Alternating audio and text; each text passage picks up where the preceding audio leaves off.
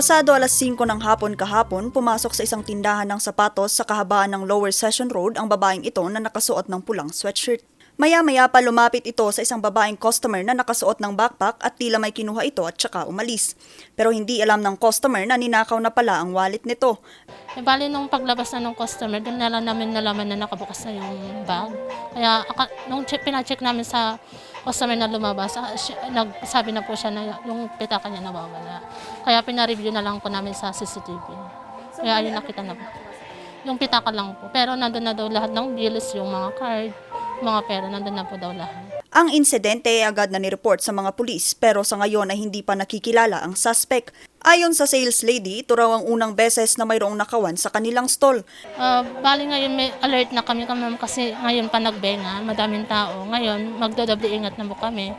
Kasi ngayon, first time lang po talaga magdodouble ingat, lingat-lingat na lang po. If ever na may kahinahinala, magpe-precaution na lang po kami. Tsaka may CCTV na. Tumanggi munang magbigay ng pahayag sa insidente ang Baguio City Police Office, kaya ang ilang tindera nag-iingat na para hindi maisahan ng mga kawatan gaya ni Mary Jane na nabiktima rin ng salisi noong nakaraang taon.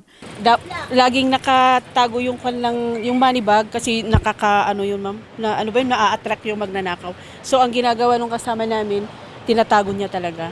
Sa drawer, naglalagay lang ng kunting halaga. Katuwang din ng mga pulis sa pagpapanatili ng seguridad sa lungsod, ang Public Order and Safety Division o ang POSD na ang hiling nila sa mga biktima ng nakawan. We continue to encourage sana yung mga victims ng crime against property, particularly yung pickpockets or anong klaseng pagnanakaw. Mag-file tayo ng case kasi wala pong mangyayari. Sigurado pong uulit at uulit yan. Yan din po kasi ang kanilang inaasahan na mangyari kaya naglalakas loob silang. Higit 1,030 pulis ang ipinakalat ng Baguio City Police Office para sa dalawang malalaking parada ng Panagbunga Festival na ayon sa PNP ay posibleng samantalahin ng mga kawatan. Isa sa kanilang stratehiya dito ay ang pagpapakalat ng mga pulis na nakasuot ng civilian na damit at pagpapaigting ng pagpapaalala sa publiko para maiwasan ang nakawan.